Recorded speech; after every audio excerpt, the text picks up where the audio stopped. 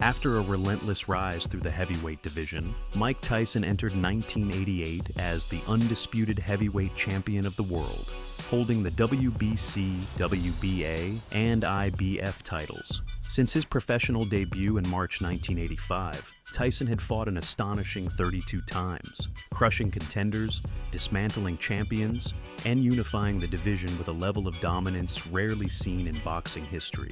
Now, nearly 3 years into his pro career, Tyson's schedule finally began to slow. In 1988, he would step into the ring just 3 times. But what the year lacked in quantity, it made up for in high-stakes drama and elite opposition.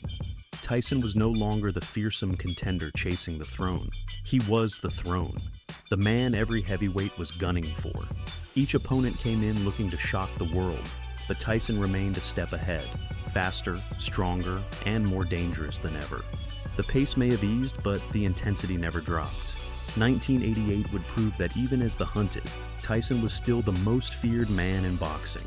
Fight 33, January 22nd, 1988. Versus Larry Holmes. Mike Tyson's first fight of 1988 was steeped in history. Standing across from him was none other than Larry Holmes, one of the greatest heavyweights of all time.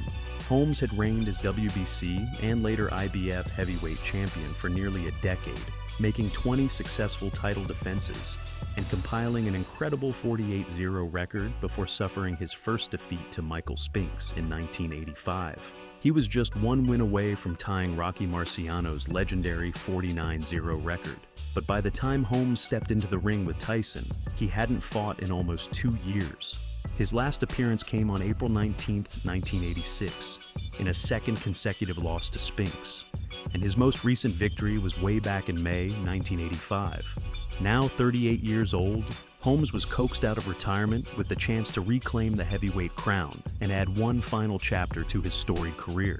Tyson, 21 years old and in his prime, entered the ring as the undisputed champion, looking to make a statement against a living legend.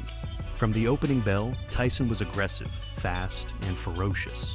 Holmes tried to use his jab and movement to keep Tyson at bay, but the champion's pressure was unrelenting. In round 4, Tyson exploded with a brutal combination. A thunderous right hand sent Holmes crashing to the canvas. The referee waved it off, giving Tyson the TKO victory in round 4. It was the only time in Larry Holmes' illustrious 75-fight career that he was stopped. Tyson had not only defended his title, he had emphatically dispatched one of the greatest champions in boxing history. Fight 34, March 21st, 1988, versus Tony Tubbs.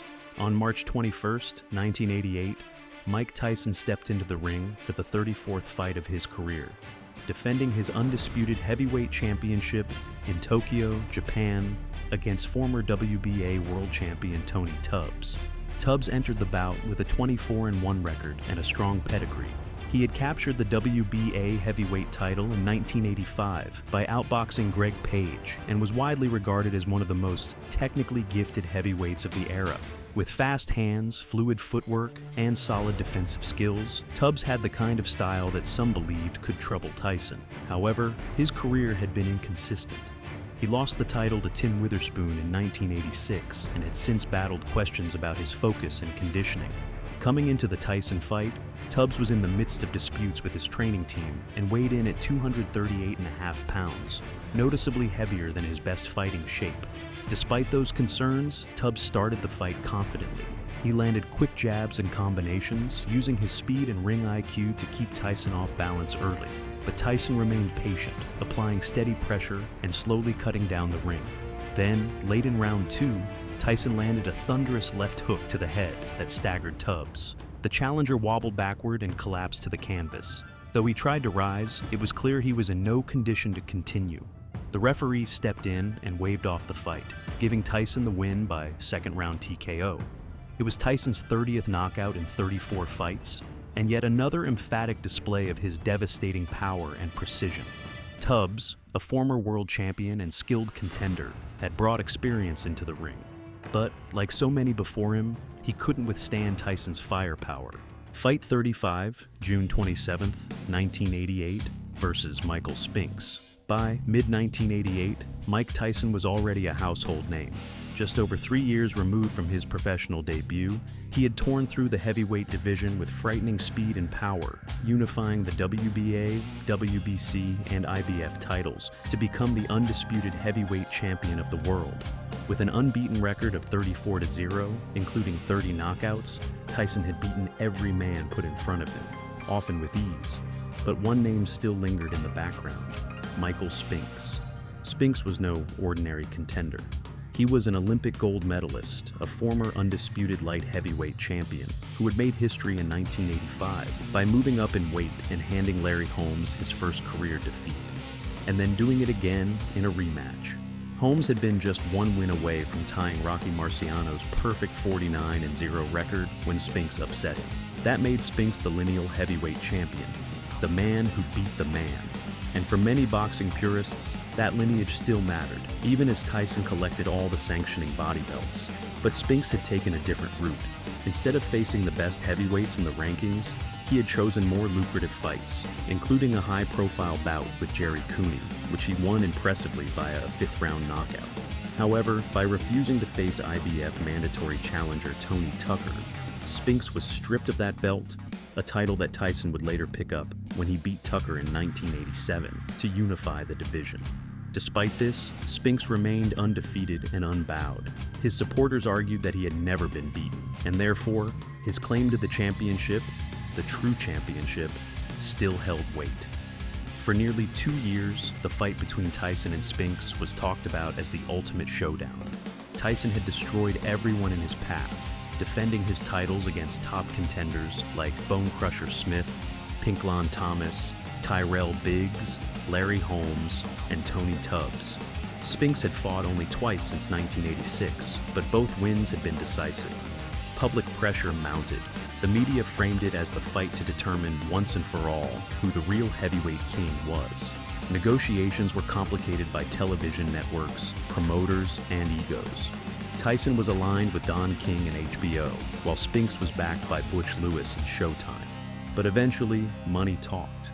The bout was set for June 27, 1988, at Trump Plaza in Atlantic City, New Jersey.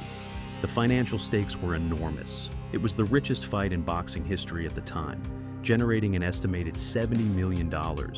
Tyson would earn around $20 million, while Spinks was guaranteed $13.5 million. The event attracted A-list celebrities, sports legends, and media from around the world. The fight was billed fittingly as once and for all. Inside the ring, the build-up quickly gave way to brutality. The opening bell rang, and Tyson wasted no time. He charged out with his signature aggression, bobbing and weaving, looking to close the distance. Spinks, visibly tense and trying to remain composed, attempted to clinch and buy time. But it was no use. Tyson slipped a jab and uncorked a crushing overhand right, arguably one of the most perfect punches he ever landed. It detonated on Spinks' jaw and sent him flat on his back. His head bounced slightly off the canvas. He tried to move, but couldn't beat the count. Referee Frank Cappuccino reached 10. The fight lasted just 91 seconds. The long-awaited super fight was over in less than 2 minutes. The result was not just another knockout for Tyson.